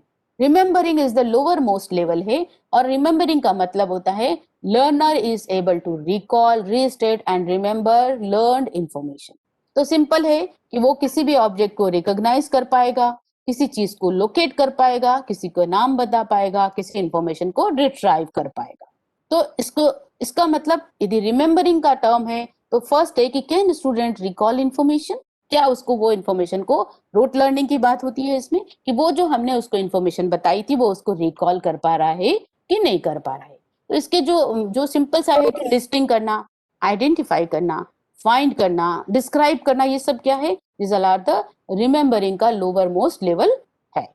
Late us go ahead कि हम remembering या knowledge level के यदि हमको learning outcome बनाना है तो हम कौन कौन से प्रकार के एक्शन वर्ब्स का यूज कर पाते हैं। तो एबिलिटी टू रिकॉल और remember the information without necessarily understanding, मतलब बिना समझे भी वो इंफॉर्मेशन को रिकॉल या रिकलेक्ट कर सकता है। तो ये जो सिंपल सा टर्म हम जिसको मैं आपसे डिस्कस कर रही हूँ वो यही है कि with ability to recall or remember facts without necessarily understanding। हम इसमें कौन कौन से एक्शन वर्ब्स का यूज कर सकते हैं, that is arrange, collect, define, describe, duplicate, enumerate, examine, find, identify, ये सब क्या है, this all are the various action verbs हैं जो कि मैंने आपको पहले भी बताया था कि जो मैंने आपको एबीसीडी की बात की थी। तो लेट अस अंडरस्टैंड और समझें कि हम इसको किस प्रकार से कर सकते हैं। All the participants are requested to please keep your mic in a mute mode. I think Mrs. Motwani, you are again starting your mic. Please, it is disturbing me and I'm not able to concentrate and continue my lecture. Now, let us go ahead कि हम remembering stem का simple सा meaning होता है कि ये सारे action verbs हम यूज कर सकते हैं और व्हाट हैपेंड आफ्टर, इसके जो हम क्वेश्चंस किस तरीके के फ्रेम कर सकते हैं, क्योंकि मैंने आपको पहले ही बताया कि लर्निंग आउटकम मतलब कंटेंट, प्रोसेस एंड इवोल्यूशन, तीनों चीजों की बात कर रहे हैं। तो what happened after, how many, what is, what was it that, name the following, find the definition of, describe what happened after, who spoke to, which is true और false. इस तरीके के जब हम प्रश्न पूछते हैं मतलब हम किस लेवल के पूछ रहे हैं, हम लोअर मोस्ट लेवल के पूछ रहे हैं और हम केवल रिमेम्बरिंग स्टेम को ही टच कर पा रहे हैं। सम ऑफ द एक्शन जो लर्निंग आउटकम्स मैं आपके सामने एग्जांपल कोट करना चाहूंगी, डिमॉन्स्ट्रेटिव एविडेंस ऑफ रिमेम्बरिंग और नॉलेज लेवल के जो हम लर्निंग आउटकम बना रहे हैं। थोड़ा सा सभी लोग फोकस कर लें क्योंकि it will help you. Learning outcomes of for course in various disciplines, जो आप कोई भी होगा, सिंपल सा इसकी टर्मिनोलॉजी हमको यूज करना होती है कि the student will be able to, इसका मतलब क्या हुआ, ए मतलब क्या, ऑडियंस, तो स्टूडेंट्स, फिर विल बी एबल टू, ये कॉमन टर्मिनोलॉजी हमको यूज करना होती है। अब ये जो मैं आपसे पहले मैंने आपको जो एक्शन वर्ब्स दिखाए थे, तो recall, genetics terminology, homozygous, heterozygous, phenotype, genotype, homologous, etcetera etcetera. अब ये सब क्या है, ये सब आपके कंटेंट हैं। रिकॉल मतलब लेवल भी बता रहा है आपको और क्या कर पाएगा वो भी बता रहा है, तो ये एक्शन वर्ब्स हैं और ये आपका सिंपल हुआ कंटेंट। फिर सेकंड देखें, the student will be able to identify and consider ethical implications of scientific investigation, ये भी कौन सा लेवल हुआ, लोअर लेवल हुआ, रिमेम्बरिंग स्टेम का डेमोन्स्ट्रेटिव है। Will be able to describe how and why laws changes and the consequences of such changes on society. फिर the student will be able to list the criteria to be taken into account when caring for a patient with tuberculosis, or the student will be able to define what behavior constitute unprofessional practices in the solicitor client relationship. Student will be able to describe the process used in engineering when preparing a design। ये सब इस तरीके के यदि हम learning outcome बना रहे हैं तो सिंपल सा बात है कि हम कौन से लेवल के बना रहे हैं, हम सबसे लोअर मोस्ट लेवल के बना रहे हैं, दैट वी कॉल रिमेम्बरिंग और नॉलेज। द सेकेंड लेवल आता है that is called understanding. Understanding जिसको कि एक्चुअल ब्लूम ने कंप्रीहेंशन बोला था, उसका वर्ब फॉर्म लिया था अंडरस्टैंडिंग। तो अंडरस्टैंडिंग का सिंपल मीनिंग होता है student will be able to grasp meaning of information by interpreting and translating what he has been learned, मतलब जो उसने सीखा है उस इंफॉर्मेशन को वो अंडरस्टैंड कर पा रहा है, उसको थोड़ा सा हायर ऑर्डर है, रिमेंबर से थोड़ा सा हायर लेवल पर आया। यदि कोई हमने डेफिनेशन उसको एक्सप्लेन की है, डेफिनेशन बताई है, तो वो डेफिनेशन को एक्सप्लेन कर पा रहा है, अंडरस्टैंड कर पा रहा है। दैट मीन्स इसके अंदर क्लासिफाई कर पाएगा, कंपेयर कर पाएगा, एग्जाम्पलीफाई कर पाएगा, एक्सप्लेन भी कर सकता है, इन्फरेंस निकाल सकता है, इंटरप्रेट कर सकता है, पैराफ्रेजिंग कर सकता है, समराइज कर सकता है, तो कैन स्टूडेंट एक्सप्लेन आइडियाज और कॉन्सेप्ट, यदि स्टूडेंट आइडिया और कॉन्सेप्ट को एक्सप्लेन कर पा रहा है तो इसका मतलब क्या हुआ, हमको एज ए टीचर समझना चाहिए कि वो अंडरस्टैंडिंग लेवल तक पहुंच चुका है। तो इसके अंदर कुछ एक्शन वर्ब्स जो हम यूज कर सकते हैं। सो कंप्रीहेंशन या अंडरस्टैंडिंग को लेकर के कुछ एक्शन वर्ब्स हैं। That means ability to understand and interpret learned information.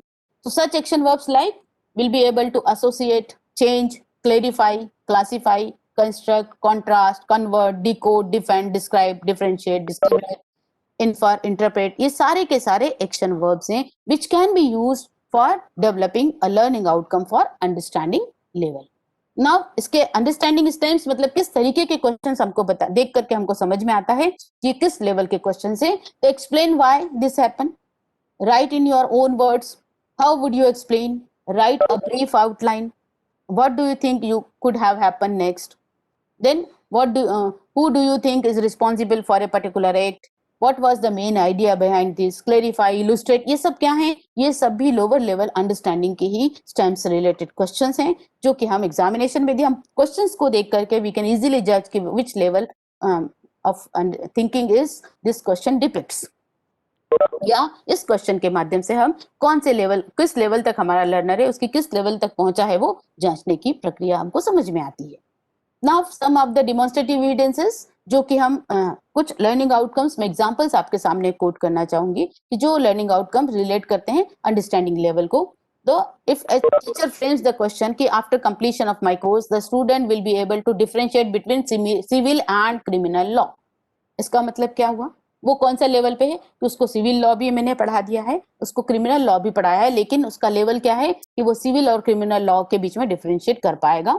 फिर identify participants and goals in the development of electronic commerce, student will be able to predict the genotype of cell and undergo meiosis and mitosis, will be able to the students will be able to explain the social, economic and political effects of world war loan and post world war, student will be able to classify reaction as exothermic and endothermic reactions को classify कर पाएंगे। Student will be able to recognize the forces discouraging and growth of a educational system in India in the 19th century, 19वीं सदी में हमारी शिक्षा का क्यों विकास नहीं हो पाया उससे रिलेटेड फैक्टर्स को बता पाएंगे। So this are the simple learning outcome which can be framed and showed that understanding level के learning outcomes. Now the third level is applying, that means understanding and comprehension is the lower level. यदि हम इस तरीके के learning outcomes बना रहे हैं, इस तरीके के प्रश्न पूछ रहे हैं, इसका मतलब क्या हुआ कि हमारी टीचिंग लोअर लेवल के ऊपर ही चल रही है। जब हम हायर पर जाना चाहते हैं तो मिडिल लेवल की हम बात कर रहे हैं आपसे कि applying, student will be able to apply his knowledge in a novel situation और इन अ न्यू सिचुएशन। जो मैंने आपके सामने एक एग्जांपल कोट किया था कि स्मॉल बेबी यदि किसी घूमते हुए ऑब्जेक्ट को देख करके फैन बोल रहा है, इसका मतलब उसका लेवल क्या हुआ, वो केवल रिमेंबरिंग और अंडरस्टैंडिंग लेवल पर ही आया है। लेकिन गर्मी लगने के ऊपर जब वो रो करके फैन चालू करने की बात करता है, इसका मतलब वो किस लेवल पर आ गया है, वो एप्लीकेशन लेवल के ऊपर आ गया है, वो अप्लाइंग लेवल पर आ गया है।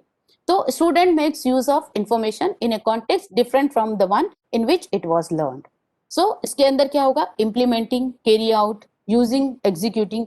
Can student use the information in another familiar situation, क्या मेरा छात्र जो इंफॉर्मेशन उसको गेन हुई है वो उसको नई सिचुएशन में यूज कर सकता है कि नहीं कर सकता है। यदि हम पहले की सो लेट अस गो अहेड कि इसमें कौन कौन से हम एक्शन वर्ब्स यूज कर सकते हैं। तो एप्लीकेशन की जब मैं बात करूं तो ability to use learn material in new situation like put ideas and concept to work in solving problem. तो certain action verbs can be used like apply, assess, calculate, change, choose, complete, compute, construct, demonstrate, develop, design, discover, employ, examine, experiment. These all are the list of action verbs which can be used while framing the learning outcome या instructional objective related with the application. Now इसके जो कुछ questions जो हमको समझ में आते हैं, जो जिसके बेसिस पर हमको समझ में आएगा लेवल ऑफ लर्नर, तो explain another instances where this evidence happen, group the characteristics such as which factor would you change if, what questions would you ask of, from the information given develop a set of instructions about। ये सब क्या है, certain questions है which we can ask and by asking such type of questions we'll come to know the level of the learner। Now कुछ demonstrative evidences of application के यदि मैं बात करूं तो the student will be able to construct a timeline of significant events in the history of India in 19th century, 19वीं सदी में जो हिस्ट्री ऑफ इंडिया की टाइमलाइन वो बना सकेगा. Will be able to apply knowledge of infection control in maintenance of patient care facilities. Will be able to select and employ sophisticated techniques for analyzing the efficiencies of energy uses in complex industrial processes.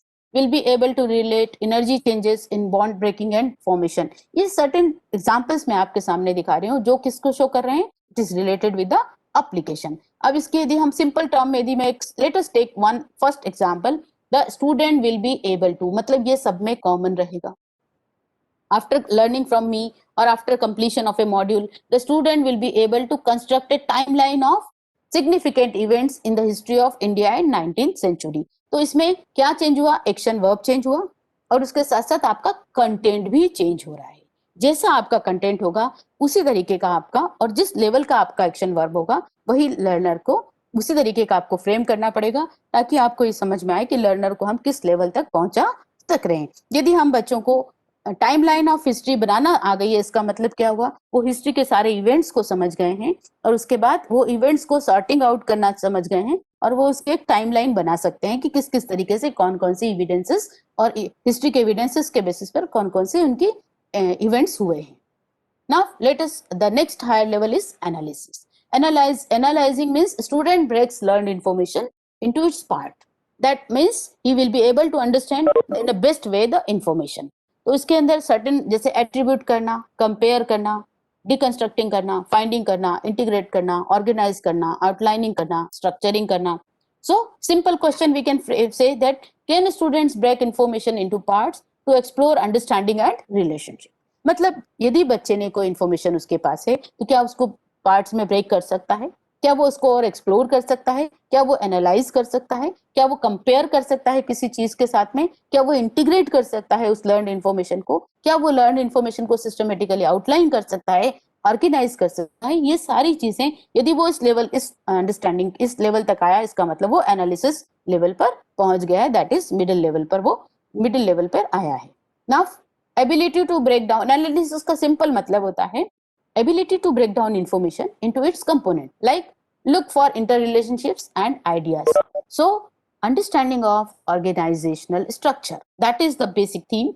और इसके कुछ action verbs हैं like analyze, appraise, arrange, break down, calculate, categorize, classify, compare, connect, criticize, debate, reduce, determine, differentiate, discriminate. ये certain action verbs हैं which can be used while framing the learning outcome related with the analysis. Now analysis जो stem की यदि मैं बात करूं कि कौन से क्वेश्चंस हैं, किस तरीके के क्वेश्चंस हमको एनालिसिस के लेवल तक पहुंच लर्नर की अंडरस्टैंडिंग एनालिसिस लेवल पर है कि नहीं, वो जो चीजें हमको मालूम होती है.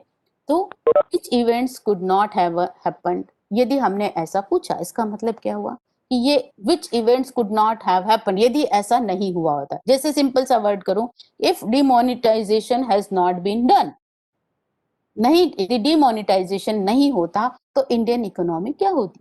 यदि ये प्रश्न हम छात्रों से पूछ रहे हैं इसका मतलब क्या हुआ? The child will be able to understand what is demonetization, what are the impact has been happened on the society. यदि इस इम्पैक्ट को रोका जा सकता था तो क्या होता, और आप प्रिडिक्ट भी कर पा रहा है. इसका मतलब क्या हुआ कि वो इंफॉर्मेशन को बहुत अच्छे से उसकी अंडरस्टैंडिंग भी हुई, रिमेंबर भी किया, अंडरस्टैंड किया, अप्लाई किया, वो एनालिसिस लेवल पर आ गया है. So if happened, what might the ending have been? How is similar to? ये किस प्रकार से इससे संबंधित है? What do you see as other possible outcomes? Why did changes occur? Explain what must have happened when. What are some of the problems of? Distinguish between a simple example. Distinguish between a fan and a cooler. Distinguish between a cooler and a AC functioning. तो ये सब क्या हुआ? ये हमारी analysis level को depict करता है. What were some of the motives behind? What was the turning point in Indian economy, or what was the turning point in Indian freedom movement? तो ये जब चीजें हम डिस्कस करते हैं मतलब हम उसको थोड़ा सा मिडिल लेवल ऑफ थिंकिंग पर लेकर के जा रहे हैं. सो ये जो है इस तरीके के क्वेश्चंस यदि हम एग्जाम में पूछेंगे तो ऑटोमेटिकली लर्नर को अपनी थिंकिंग का हायर ऑर्डर का यूज करना पड़ेगा और ऑफ कोर्स उसके जो आंसर्स होंगे हम उससे उसके लेवल को परफॉर्मेंस को समझ पाएंगे. नाउ एनालिसिस के लिए हम कुछ एग्जांपल्स जो हम लर्निंग आउटकम्स बना सकते हैं. The student will be able to analyse why society criminalises certain behaviours, will be able to compare and contrast the different electronic business models, categorize the different areas of specialized interest within dentistry, calculate gradient from maps in meter, kilometer, percentage, and ratio, critically analyze a broad range of texts of different genres and from different time periods, compare the classroom practices of a newly qualified teacher with that of a teacher of 20 years teaching experience. तो ये सब चीजें क्या हैं, ये हमारे analysis के related learning outcomes हो सकते हैं, जिसमें कॉमन चीज है कि the student will be able to. और एक्शन वर्ब क्या यूज किया हमने, कई सारे एक्शन वर्ब्स हम इसमें यूज कर सकते हैं, which I have already explained you. Let us the fifth tier is the evaluating. तो रिवाइज ब्लूम्स टेक्सोनॉमी की मैं आपसे डिस्कस कर रही हूँ. तो student makes decision based on in depth reflection, criticism and assessment. तो can student justify a decision or a course of action. Justification दे पाएगा क्या वो, क्या उसकी कंपेयर कर, क्या वो उसको क्रिटिकली एनालाइज कर पाएगा, क्या वो अपने व्यू को पुट कर पाएगा क्या. That means checking, criticizing, detecting, experimenting, hypothesizing, judging, monitoring, testing, ये सब क्या है, this are the related with the evaluation से संबंधित एक्टिविटीज हैं. नाउ इवैल्यूएशन से ability to make a judgment of the value of a material for a given purpose. Summative and judgmental जो activities होती हैं वो इवैल्यूएशन लेवल को show करती हैं. Certain action verbs which we can use, that is appraise, ascertain, argue, assess, attach, choose, compare, conclude, contrast, convince, criticize, decide, defend, discriminate, explain, evaluate, judge, justify. ये सारे action verbs हैं which can be used while framing the learning outcome related with the evaluation.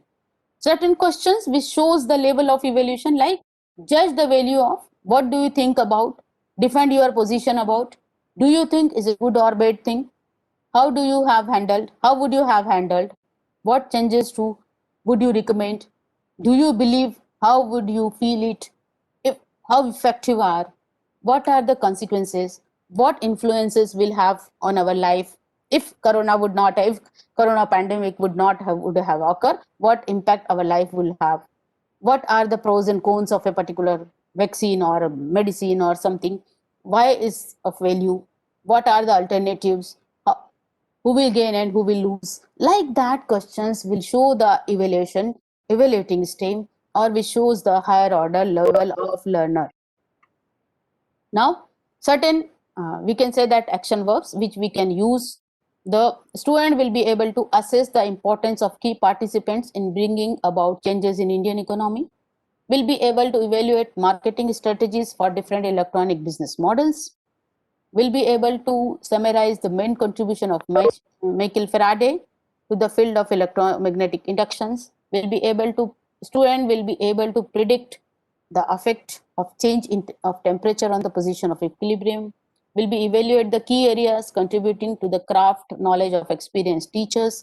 ये सब क्या है, these all are the learning outcomes हैं. यदि हम इस प्रकार के लर्निंग आउटकम बताते हैं तो इसमें आपको समझना चाहिए कि ये जो असेस क्या है, दिस इज एक्शन वर्ब है.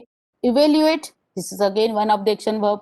Summarize, and this is content, and student will be able, that is the proficiency.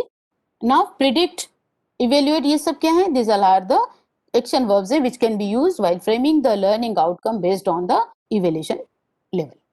Now the last and the most important is the creating. Creating means student creates new ideas and information using what previously has been learned. मतलब उन्होंने जो अभी तक सीखा है उसके basis पर वो न्यू आइडिया कैसे डेवलप कर सकते हैं.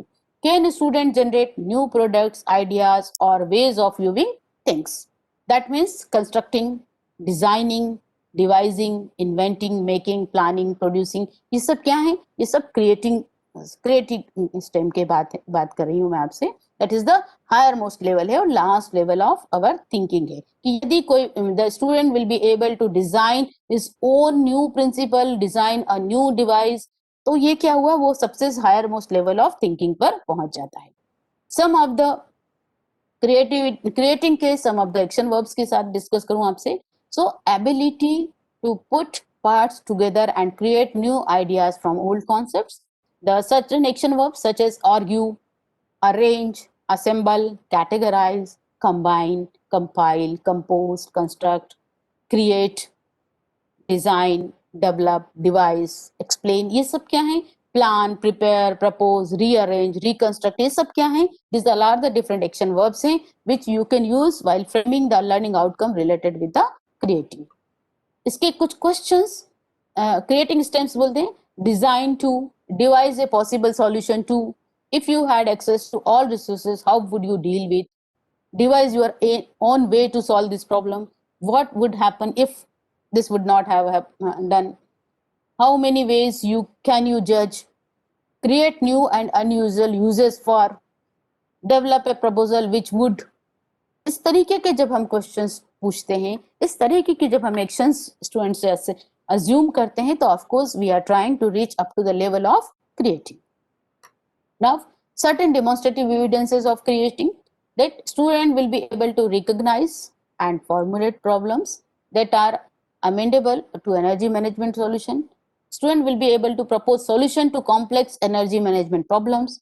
The student will be able to summarize the cause and effect of 1917 Russian Revolution. Student will be able to relate the sign of enthalpy changes in exothermic and endothermic reactions. Student will be able to organize a patient education program. So like that, जो demonstrative evidences, this type of action, this type of learning outcome shows the level of which a teacher wants to demonstrate by his or her learners.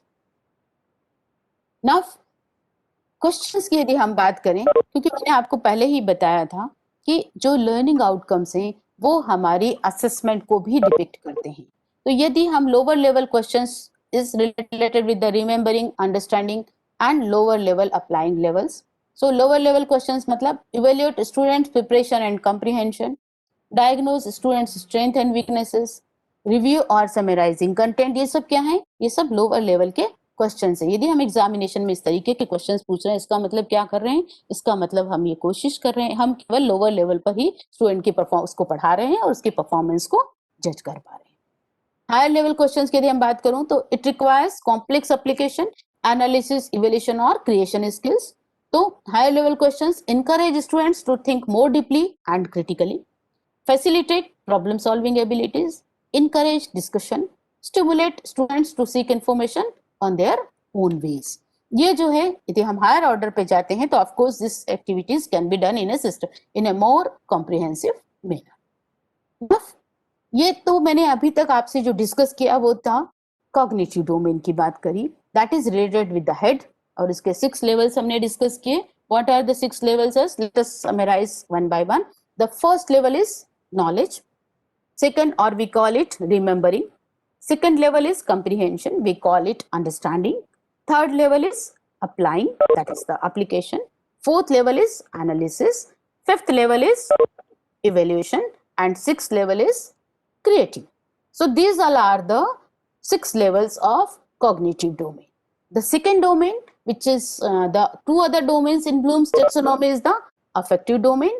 It is related with the feeling, concerned with value, issues involve attitudes से related संबंध है. और इसके अंदर ये जो Bloom का work है, ये ब्लूम का वर्क, इसमें 6, जैसे कॉग्निटिव डोमेन में उन्होंने 6 लेवल बताए थे, द अफेक्टिव डोमेन में उनके 5 लेवल हैं. पहला लेवल है receiving, willingness to receive information, respond, active participation in own learning. Valuing means commitment to a value. Organization means comparing, relating, synthesizing values. Then characterization means integration of belief, ideas and attitudes. So let us try to understand this affective domain in a very simple manner. आप सभी लोगों ने कुछ actions जो मैं आपके साथ discuss करना चाहूंगी कि कई बार हम रेडियो के ऊपर या टेलीविजन के ऊपर कोई गाना देखते हैं, गाना सुनते हैं. सुनने के बाद person does 2 types of activity. या तो हम क्या करते हैं, उस रेडियो की आवाज को बढ़ा देते हैं, या हम उस रेडियो की आवाज को कम कर देते हैं. तो इसका मतलब क्या हुआ? जैसे ही हमने कोई सॉन्ग सुना, और सॉन्ग सुनने के बाद कुछ 2-3 सेकंड सुनने के बाद either we increase the volume of the device or we decrease the volume. This is a level in which works on our affective domain. तो जैसे ही आपने गाना सुना और उसके वॉल्यूम को बढ़ाया, इसका मतलब क्या हुआ? पहला स्टेज हुआ आपने रिसीव किया, सेकंड स्टेज हुआ आपने उसके ऊपर रेस्पॉन्ड किया, रेस्पॉन्ड इन ए पॉजिटिव मैनर, आपकी लाइकिंग हुई, मतलब आपने उस लर्निंग में एक्टिवली पार्टिसिपेट किया, आपने डिवाइस की वॉल्यूम बढ़ाई, मतलब आपने गाने को ध्यान से सुनने की कोशिश की, या यदि आपको पसंद नहीं आया तो आपने क्या किया? वॉल्यूम धीमे किया, मतलब आपने उसको रिस्पॉन्ड किया, पॉजिटिव और negative in any way, but you have responded, so you reached at the level of responding. Then valuing, जब आपको आपने वॉइस वॉल्यूम बढ़ाया तो आपको उसको ध्यान से आपने उस गाने को सुना, उसके बाद आपने ये कोशिश करी कि ये किसने गाया है, इसका सिंगर कौन है, ये किस फिल्म का गाना है, ये सारी इंफॉर्मेशन आपने जानने की कोशिश करी. इसका मतलब क्या हुआ? आपने उस इंफॉर्मेशन को वैल्यू किया, उस इंफॉर्मेशन के ऊपर कुछ पॉजिटिवली इफेक्ट डाला. उसके बाद आप क्या करते हैं? उसके बाद यदि मान लो से इफ ए सिंपल एग्जांपल कि लता मंगेशकर का गाया हुआ गाना, आप सोचते हैं कि यस इसका कंपोजर कौन है, और उसके बाद कोशिश करते हैं कि उस तरीके की और कोई सीडी लाएं या उस तरीके के और गाने को सुनने की कोशिश करें. आप उससे रिलेटेड कंटेंट्स को अरेंज करने की कोशिश करते हैं और सीडीज लाते हैं या और गाने को सुनने की कोशिश करते हैं, और फिर आपके एक बन जाता है कि yes Lata Mangeshkar is the best singer and she sings along with this composer. तो एक ये आपकी एक वैल्यू बन जाती है, आपका एक आइडिया बन जाता है, आपका एक पर्सनल ओपिनियन बन जाता है, and you are reached at the characterization level. तो that means let us understand one by one with this example कि सबसे पहले जब सॉन्ग आया तो willingness to receive information, whether you are willing it और नॉट. कोई बार आपने देखा होगा टेलीविजन के ऊपर कोई न्यूज आती है, आप ध्यान से सुनने लगते हैं, या कई बार उस न्यूज को बकवास करके बंद कर देते हैं. That means you have how the value system or our heart works or our affective domain works. सबसे पहले willingness to receive information, then active participation in the receiving the information, responses जिसको बोलते हैं responding, then हम उसको value कर रहे हैं, उसको हमको पसंद आ रहा है, लाइकिंग डेवलप हो रही है, डिसलाइकिंग डेवलप हो रही है, what ever is that. But liking develop हो रही है तभी आप इस लेवल के ऊपर वैल्यू कर पाएंगे. देन आप उसको कंपेयर करेंगे, रिलेट करेंगे, सिंथेसाइज करेंगे, उसकी एनालिसिस करेंगे. कागा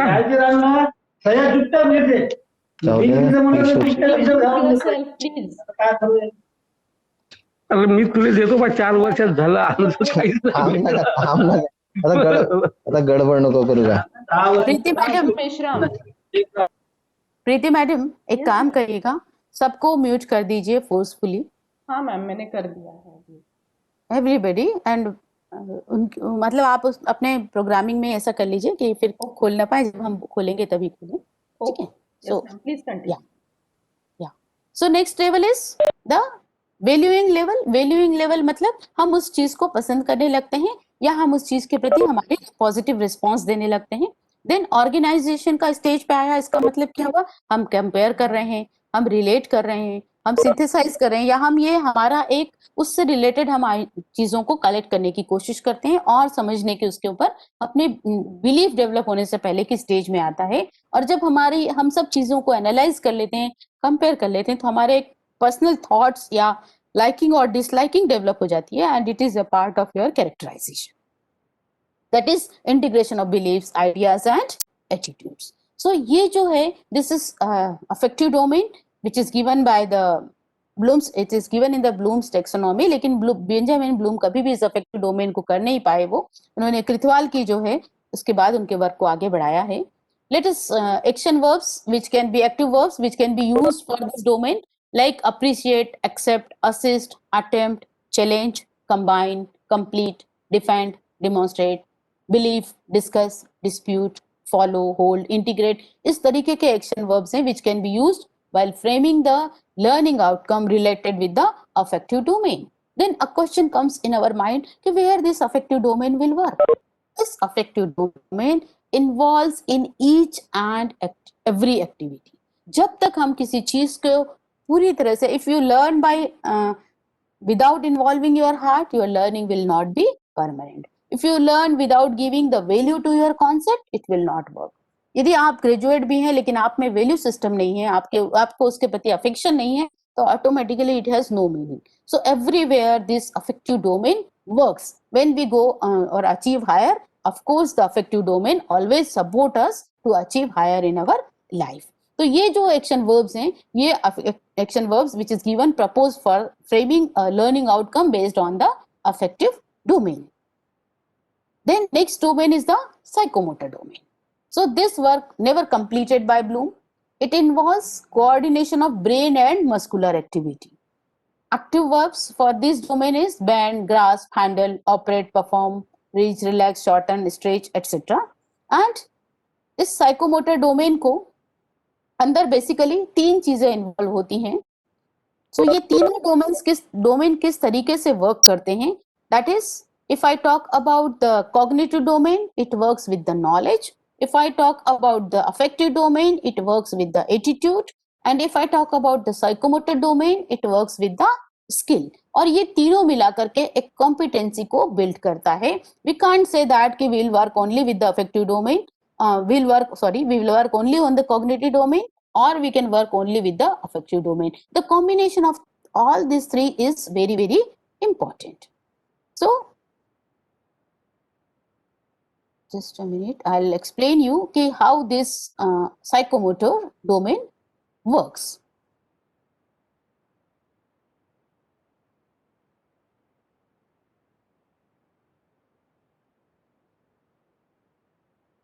This is the Dave's taxonomy of psychomotor domain. First level is imitation. Let us understand this psychomotor domain कैसे काम करता है. तो सबसे पहली जो इसकी फर्स्ट 1 और 2 है वो इमिटेशन है. जस्ट रिमेंबर हम जब छोटे थे और सबसे पहले हमने साइकिल चलाना शुरू किया था. How we have started, just recall your childhood days. जब सबसे पहले आपने साइकिल की शुरुआत की थी, when you were a baby, you have started and try to reach और राइड द बाइसिकल. तो सबसे पहले आपने क्या किया था, आपने बाइसिकल के पार्ट्स को की तरफ देख करके आप अट्रैक्ट हुए थे. कई बार आपने उसके पेडल को घुमा के देखा होगा, कई बार खड़े होकर हैंडल को घुमा के देखा होगा. मतलब आप सबसे पहले उस ऑब्जेक्ट की तरफ अट्रैक्ट हुए. एक फुटबॉल का एग्जांपल लें. सबसे पहले यदि बेबी के सामने फुटबॉल लाई जाती है तो वो फुटबॉल को फेंकता है, गिराता है, मैनिपुलेट करता है. That means you are at the stage of manipulation. सबसे पहले हुआ, उसकी तरफ साइकिल की तरफ आप अट्रैक्ट हुए. आपने साइकिल के पार्ट्स को हाथ लगा करके टच करके देखा. उसके बाद ये दैट इज इमिटेशन स्टेज. उसके बाद आपने उसके पेडल को घुमाया, व्हील को घुमाया, हैंडल को घुमाया.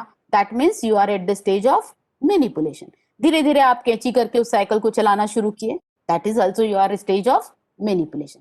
थोड़े दिनों के बाद क्या हुआ, you are perfect in riding the cycle. That is called precision. थोड़े दिन के बाद 1, 1.5, 2, 4 महीने के बाद आप उस साइकिल को चलाने में हो गए. चलाते चलाते प्रिसीशन आ गया. प्रिसीशन आ गया मतलब आप उस साइकिल को प्रॉपर्ली राइड करना शुरू किए. देन उसके बाद क्या हुआ, आर्टिकुलेशन हुआ.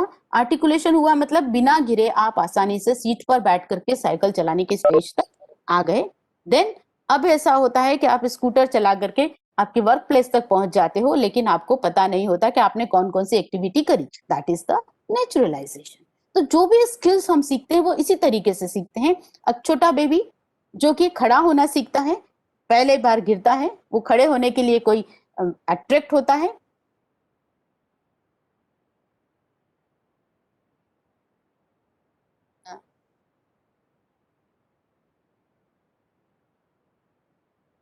सो जब when we go for this articulate precision की विधि, हम मैनिपुलेशन की बात करें तो हम छोटे छोटे पार्ट्स को देख करके उसके अलग अलग पार्ट्स को समझने की कोशिश करते हैं, उसको मैनिपुलेट करते हैं. देन धीरे धीरे आप उसके अंदर प्रिसीशन पर आते हैं. प्रिसीशन करने के बाद आपका आर्टिकुलेशन होता है और ये नेचुरलाइजेशन हो जाता है. सो ये जो है ये हमारी डेव्स टैक्सोनॉमी है, जिसको कि कभी भी ब्लूम ने कंप्लीट नहीं किया था. I request Mr. Parag Bansole, you cannot annotate my PPT, so I'm declining it again and again. Don't request me again, please. So this is the naturalization जो कि कृथवाल्स की टैक्सोनॉमी है और which has not been. Preeti madam please सबका annotation बंद कर दीजिए. Request to Preeti madam, please annotation सबका बंद करवा दीजिए. Yes ma'am. Mr. Parag Bansole is requesting again and again, please stop this annotation because it will create problem for me in my presentation. अभी यहाँ से तो मैडम मैंने उनको म्यूट कर दिया है. Muting नहीं मैम, इनके annotation भी आप करिए. Okay, we'll discuss that after this my class. Yes ma'am. Yeah. Yeah. We have to do certain activities, so that will be more easy for me. So let us go ahead with the psychomotor domain. यदि मैं जो psychomotor domain की आपसे बात कर रही थी, तो psychomotor domain के अंदर हम क्या-क्या एक्शन वर्ब्स और यूज कर सकते हैं. Like the psychomotor domain involves the coordination of brain and muscular activities. So these active verbs for this domain will be able to bend, grasp, handle, operate, perform, reach, relax, shorten, stretch, differentiate, perform. तो जो भी आपकी practical की classes होती हैं उसमें maximum time हम psychomotor domain का यूज करते हैं. जो भी साइंस लैब की प्रैक्टिकल एक्टिविटीज हैं, फिजिकल एक्टिविटीज जो हम करवाते हैं बच्चों से, खास करके फिजिकल एजुकेशन की जो क्लासेस होती हैं, या अदर जो हम इंजीनियरिंग के अंदर जो हम स्किल से रिलेटेड एक्टिविटीज करवाते हैं, प्रैक्टिकल्स कराते हैं, ये सब किससे अंतर्गत आता है? All are related with the psychomotor domain. So this work was never completed by Bloom. Later on, this work was done.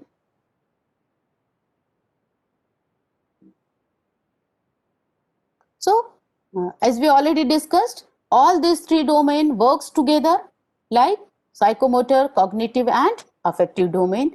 Every classroom should have combination of all these three domains. Then only you will be able to develop competent individual. So, intended learning outcomes like define the term inertia, state Newton's first law of motion, explain the law with example. इससे related जो हम questions की मैं आपसे बात कर रही थी, solve problems using this law. एक एग्जांपल लेकर के करते हैं कि now identify situation from daily life that they can explain with the help of this law. Apply the knowledge of inertia in problem from daily life. ये मैंने आपके सामने एक एग्जांपल रखा है. जो न्यूटन का जो लॉ है, फर्स्ट लॉज ऑफ मोशन की यदि हम बात करें, तो यदि हम एक प्रश्न पूछ रहे हैं कि या हम एक ऐसा लर्निंग आउटकम बना रहे हैं कि the student able to define the term inertia, इसका मतलब क्या हुआ? हम लोअर लेवल का एक ऑब्जेक्टिव बनाए हैं कि वो केवल इनर्शिया टर्म को डिफाइन कर पाएंगे या डेफिनेशन या एक्सप्लेन कर पाएंगे. फिर सेकेंड हमने बनाया, तो ये हुआ हमारा first level, that is remembering. Second level that is the understanding, जिसको हम बोलते हैं state Newton's first law of motion. Explain the law with example, it is somehow थोड़ा सा हायर लेवल हुआ, दैट इज एप्लीकेशन लेवल हुआ. Solve problems using this law, analysis level हुआ. Student will be able to identify situation from daily life that they can explain with the help of this law. Again, थोड़ा higher level हुआ, evaluation के level पर पहुंचे. और apply the knowledge of inertia to problem from daily life. Day to day की life problems को समझ करके कि कहाँ उसका एप्लीकेशन हो सकता है. यदि वो इस स्टेज पर आया है तो इसका मतलब क्या हुआ? He reached at the level of creating. तो ये जो 6 लेवल्स हैं, ऐसे 6 लेवल के हम आपके सामने एक एग्जांपल में आपके सामने कोट किया है. और ये 6 लेवल एक टीचर को पता होना चाहिए. प्लस ज्यादातर हमारे जो टीचिंग लर्निंग प्रोसेस में हमको ज्यादातर 3, 4, 5, 6 का यूज ज्यादा करना चाहिए. We should avoid this type of lower level 1 and 2, because 1 और 2 लेवल का केवल 10% ऑब्जेक्टिव लर्निंग आउटकम्स होना चाहिए. Major learning outcome should be friend with the 3, 4, 5, 6 level के ही हम पर हमको जाना चाहिए. That is application, analysis, synthesis, that is application, analysis, evaluation and creating. So certain advice for writing learning outcomes. Learning outcomes should be clearly written so that they are understood by students, colleagues, and external examiners properly. Focus on what you expect students to be able to demonstrate upon completion of the module or program. Start with on successful completion of this module. Student should be able to, हमेशा ऐसा लिखना चाहिए कि on successful completion of this, तो ये तो intended ही है, तो student should be able to, or student will be able to do. Then avoid complicated sentences. If necessary, use more than one sentences to ensure clarity. बहुत complicated sentences नहीं बनाना चाहिए. Single sentences होंगे तो ज्यादा easy होगा. General recommendations, तो 5 to 8 learning outcome per module must be there. Her module के ऊपर 5 से 8 learning outcome आपके बनना ही चाहिए. Now, checklist for learning outcome for module. कुछ checklist. Have I begun each outcome with an active verb? क्या मैंने हर outcome के ऊपर proper action verb लिया है? Have I avoided terms like I know, understand? अब see, एक बहुत छोटी सी बात है कि student will be able to know. Then how will you judge the know? कि उनको पता है कि नहीं, इसको कैसे जज करेंगे? of course you will judge by certain actions, like student will be able to write, student will be able to explain. Instead of writing no, you have to write different words जिसको आप analyse कर पाए, जिसको आप जज कर पाए, observe कर पाए.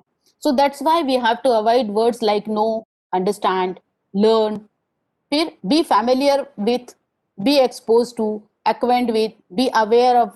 ये सब जो शब्द हैं जिनको हम ऑब्जर्व नहीं कर सकते, जिनको हम मेजर नहीं कर सकते, ऐसे शब्दों को लर्निंग आउटकम लिखते समय अवॉइड करना चाहिए. Have I included learning outcome across the range of levels of Bloom's taxonomy? एक और चीज चेकलिस्ट कि क्या मैंने सारे लेवल को टच किया है, क्या मैंने सारे लेवल से रिलेटेड लर्निंग आउटकम बनाए हैं. Are my outcomes observable and measurable? जो मैंने आउटकम्स बनाए हैं वो ऑब्जर्वेबल हैं क्या, क्या वो मेजरेबल हैं क्या. Do all the outcomes fit with in the AIIMS and content of the module? क्या मेरे सारे आउटकम मॉड्यूल्स के साथ मिक्स हो रहे हैं क्या, कंटेंट के साथ मैच हो रहे हैं क्या. Then certain benefits and potential problems of learning outcomes की यदि मैं आपसे बात करूं तो what are the benefits of learning outcome? Help to explain more clearly to student what is expected of them. It helps teachers to focus more clearly on what exactly they want students to achieve.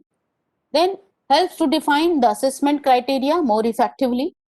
Help to provide guidance to employers about the knowledge and skills possessed by graduates of program. Help to start discussion on teaching and learning in all types of institutions. Now, certain potential problems related with the learning outcome, like if you frame too narrow learning outcomes, so they could limit learning if learning outcomes written within a very narrow framework. Lack of intellectual challenges to learner should be avoided. Learning outcome should not be reductionist, but rather than expansive होना चाहिए, and it should intend to promote the higher order thinking skills. हमेशा जो learning outcome होंगे वो ऐसे frame करना चाहिए जिससे आप लर्नर की हायर ऑर्डर थिंकिंग स्किल्स को डेवलप करा पाएं, उसको मोर प्रमोट कर पाएं. Danger of assessment driven curriculum की एक डेंजर होती है कि हम जैसे लर्निंग आउटकम बनाए वैसे ही हमने क्वेश्चंस फ्रेम किए, तो वो चीज को बहुत ज्यादा यदि कन्फाइंड लर्निंग आउटकम होंगे तो ये प्रॉब्लम आपके साथ आती है. Then what are the implications of this? A stronger student focus, student learning centered learning हो सकती है. Explicit about what graduates are expected to know or to be able to do.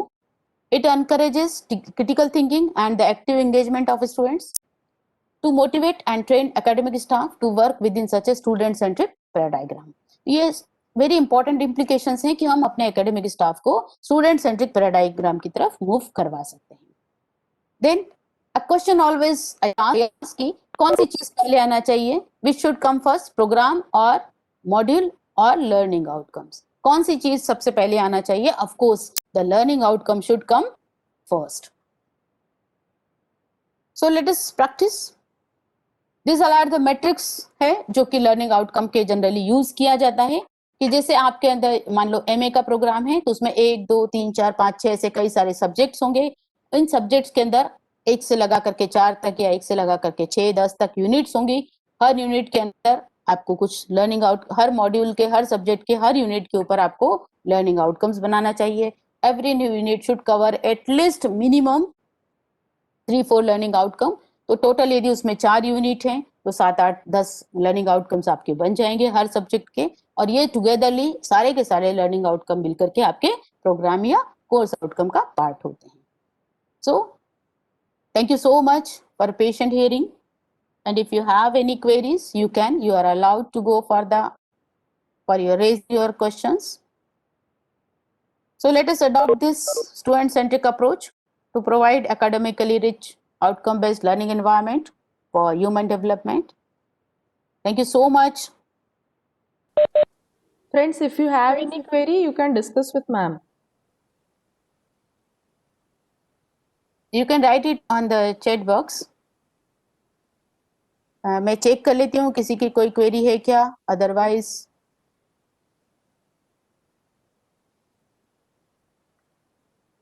Is there any questions? Hello ma'am. या hello, नमस्ते ma'am. मैं पुष्पा कामरकर बोल रही हूँ. Yeah. Ma'am actually मेरा ये प्रॉब्लम एक ये क्वेश्चन है कि जैसे ये बहुत कंबाइंड एक क्वेश्चन ये है मीन्स कंपोनेंट है। सो हम हमारे जब स्टूडेंट्स आते हैं तो वो डिफरेंट कैटेगरीज के होते हैं, जैसे कि बहुत इंटेलिजेंट भी होते हैं या तो कुछ ग्रास्पिंग पावर में लो भी होते हैं। तो इन्हें कैसे साथ में लेके चले, मीन्स ये सब है, मीन्स कैसे ये करे उसे? बहुत सिंपल सा तरीका है। हम जो लर्निंग आउटकम्स में मैंने आपको 6 लेवल्स बताए थे, that is lower level, middle level and higher level. ठीक है, getting? So if you have in your classroom, every classroom has the normal probability curve. We call it 33% students are low achiever, 33% are higher achiever, and rest of them in the middle category. जब हम तीनों level of learning outcomes को बनाएंगे, that is lower, middle and higher, तो of course we can accommodate all types of learner.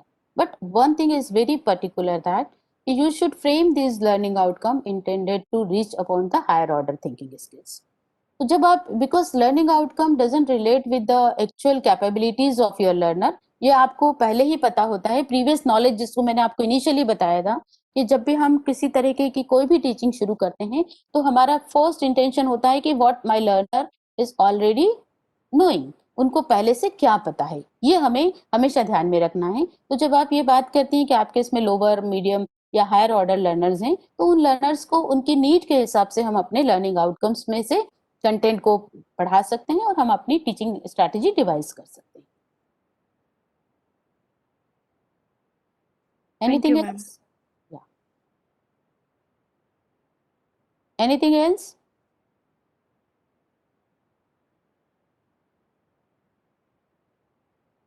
Anybody is having any query, please you can write it in chat box. It's open before me.